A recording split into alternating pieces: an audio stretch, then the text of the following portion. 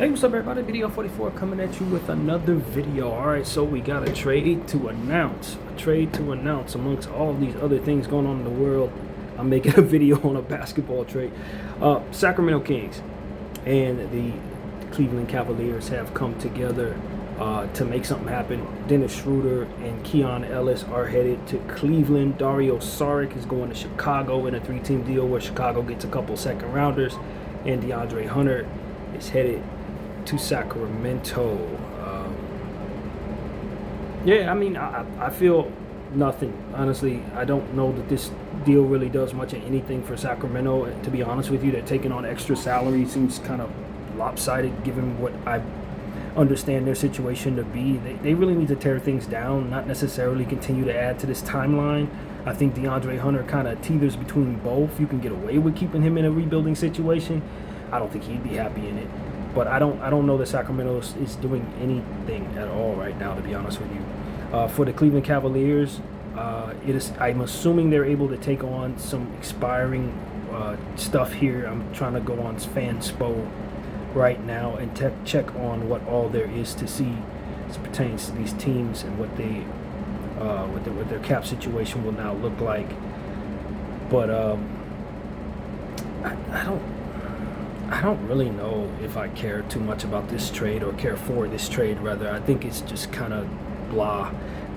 Dennis Schröder adding more jerseys to his list of teams. He's been on 106 teams at this point. Just add Cleveland to him now. Keon Ellis, hopefully he gets more of an opportunity in Cleveland, but I have to look at their roster situation to kind of gauge how much of an opportunity he'd actually get there. I know Cleveland still has some other moves they'd like to make. I think Lonzo could potentially be on the move as well. So if anything, you look at this and say, okay, Cleveland gets out from underneath the contract there with DeAndre Hunter, which was on for another couple of years, I believe. So yeah, I'm looking for DeAndre. Yeah, 2 years, $23 million a year. So see, that contract was bumped, to be honest with you, and they get out from under that. And so I think that they should be pleased with that process. Let's see what Sacramento's situation looks like as I do this in real time. Try to make this trade happen since they haven't done it already. Here. Let's see what this looks like. The Cavaliers sending out DeAndre Hunter, and of course Dennis Schröder gets traded to the Cavs, and he's on a certain contract. Give me just a second. Keon Ellis is 1 year, $2 million, so that's dirt cheap. An expiring contract at $2 million for the Cavs. Definitely a nice asset. With Keon Ellis attached to that amount, that's really, really good for the Cavs. So you gotta love that. And then you add a third team here, the Chicago Bulls, and they're taking out Dario Saric to facilitate this process. And see if we can make this trade. Yeah. So yeah. DeAndre Hunter, Dario Saric going to the Bulls. They take on two assets. Sacramento would have 13 standard contracts after this trade. They would need to get to 14 to be in roster compliance. So you'd imagine Sacramento's about to sign somebody, maybe one of their prospects, or a G League guy, or maybe they can make another trade to get themselves that asset. Creating the roster spot usually has some purpose for teams. So with this trade, the Sacramento is definitely able to do that. Dennis Schröder's on a 3-year, $14 million contract, headed to Cleveland. I have no idea why Cleveland would take that, to be honest with you. To move on, I guess to move on from DeAndre Hunter, but DeAndre Hunter at $23 million for 2 years. Now they're taking on Dennis Schröder, $14 million for 3 years. I guess it shaves off some money. Kind of a head scratcher for me for Cleveland as it pertains to a contract situation. You definitely don't need a backup guard making that much money if you're Cleveland. In some ways, based on what I'm looking at, I'd probably rather have DeAndre Hunter if I'm Cleveland than what they just brought back. I mean, Keon Ellis at $2 million is great, but that's only for half a season. He's out of there. And then you got to have Dennis Schröder on for another 3 years at that amount, that's harsh when you don't really need a point guard. Unless they plan on making more moves, which I think Cleveland could potentially be doing here. Definitely looking for Lonzo to move on. And shoot, I don't know, man. Maybe they move Garland too, honestly. With all the injuries, toe injuries that Garland's had, and how much has gone on with that, I wouldn't be mad at them for moving Garland, if I'm being honest with you. His contract,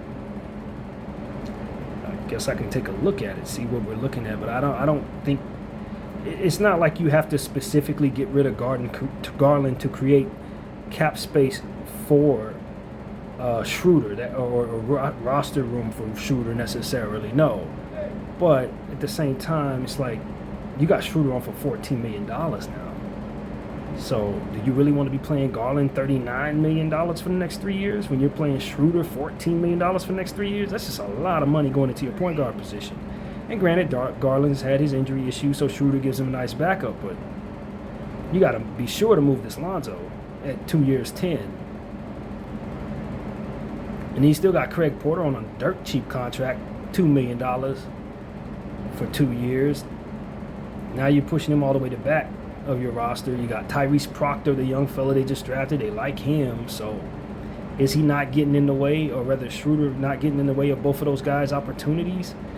I'm just not really sure about this.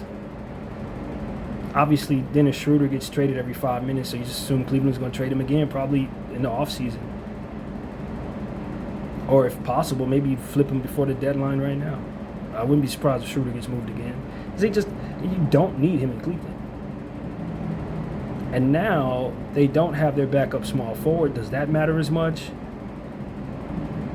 Tomlin plays that for sure, power forward. Jalen Tyson's obviously in place now.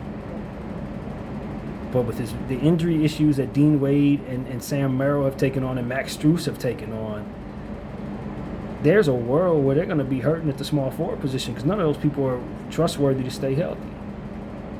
Naquan Tomlin, I guess, I like Tomlin a lot, the young fella. He's on a two-way. He has a great body for the NBA. I think he's going to be a stud for them going forward, so maybe that's the answer. But I felt a whole lot better about their wing length and stuff when they had Hunter. Now, Hunter's contract was bad. But if you hold on to it for another season, next year at the trade deadline, it's probably worth a lot more than what you just traded it for right now. And you got back just another problem that's going to be on for an extra couple of years. $14 million for Dennis Schröder going over the next 3 years. Is like, that's not going to be as easy to move as potentially expiring DeAndre Hunter next summer. I'm telling you, I have to see what else Cleveland's doing, but as far as I could tell, this is not necessarily a great decision for the Cleveland Cavaliers. Bringing in Keon Ellis when he could be leaving in half a season, he's probably just going to go somewhere else. Probably sign with the Lakers or something in the offseason. So, the last thing the Cleveland Cavaliers needed, in my opinion, was a backup point guard making that much money. That's the last thing they needed. Especially when they have yet to move Lonzo. Are they sure they're going to be able to move Lonzo? Because if not, you got all this money going into your point guard position and unreliable small forwards, in theory, surrounding those players that you have, those centers and those guards. It's just not. I don't think Cleveland got better, and I honestly don't see where this really helps them on the books. I don't see it. To me, it just seems like you would rather have Hunter for 2 years making 23 than you'd rather have Dennis Schröder for 3 years making 14. Based on just the nature of both of those contracts being garbage and one of them lasting a little longer, and the demand upon small forwards and wings that are of like 6'8" length like Hunter is, it's just a more desirable piece to have than Dennis Schröder, who again has played on 106 teams and is on a contract currently that you probably don't want to pay him unless you have the role for him to play, which they do not. You just brought in a worse asset, basically. It's a worse asset. I hate it for Cleveland. I'm not going to lie to you. I hate this for Cleveland. This sucks for Cleveland. For the Sacramento Kings, I don't really get it. I don't get it. Doesn't make any sense for either team. And that's my take on it. Who wins this trade? In my opinion, the Bulls. They bring in Dario Saric and a couple second rounders, facilitating the nonsense between those two teams. And so that's really my take on it, man.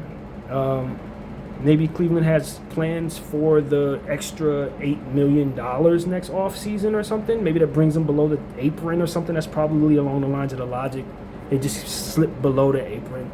But they've made their roster significantly less balanced and put a lot of pressure on those small forwards who can't seem to stay healthy. But then again, Hunter was another one of those small forwards who literally couldn't stay healthy. It's a bunch of trash going back and forth, man. Chicago Bulls, congratulations for getting the second rounders. That's pretty much my take on this, man. I just assume Cleveland's trying to save money. I'm just assuming Sacramento sees the fruit in a wing that could be potentially expiring next offseason as a trade piece. Something that they can have coming off their books at an absorbent amount next year if they don't trade it. A piece that they know can play in rotation. So Sacramento, I mean, given what Sacramento's done, depending on what direction they're trying to go in, I just assume they're trying to clean up their books over the next several years, and this gives them an expiring contract at an absorbent amount and gets them off that third year of a point guard that just, Schröder's nice when he has the role. When you don't have the role for him, it's just a waste of money. It truly is. So I guess Sacramento doesn't come out too bad in this situation. But I really don't know what Cleveland's doing. I really don't. They must have had a desperate need to get below a certain apron amount, and this does that. That's the only thing that comes to mind. From a roster perspective, contractual perspective, it seems like they taking on a less valuable asset that lasts longer, which is something that, like I said, I would need to have a goal to get under an apron at a certain point, like right now, in order to really take on if I'm Cleveland. So that's what I'm assuming they're doing, but it just doesn't look very good to me. It doesn't look good at face value. So that's pretty much my take on this. This trade is garbage, absolute garbage. BDO 44. I thank you all for watching. Wow.